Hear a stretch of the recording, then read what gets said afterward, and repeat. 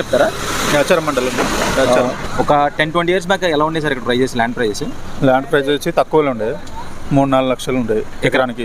హైవేలో అయితే 5 లక్షలు 6 లక్షలు ఉండే. ఓకే. ఇప్పుడైతే మార్కెట్ చాలా రెట్టింపు అయిపోయింది. కానీ మార్కెట్లో పబ్లిక్ చాలా మంది కొనద్దా అన్నట్టు వెనకకి అయిపోతున్నారు మార్కెట్ లేక. రేట్స్ ఎలా ఉన్నాయి అసలు? ప్రజెంట్ రేట్ అయితే బాగా హెవీ రేట్ ఉంది. ఎంత ఉన్నాయి సార్ పర్ ఎకర్ కాస్ట్ వచ్చేసి? సాగర్ హైవేకి అయితే 3 కోట్లు చెప్తున్నారు పర్ ఎకరాకి. 3 కోట్లు చెప్తున్నారు. ఓకే. లోకల్ సింగిల్ విలేజ్ రోడ్లకి అయితే 1 CR అబౌవ్ ఉంది. గజాలు ఎలా ఉన్నాయి సార్?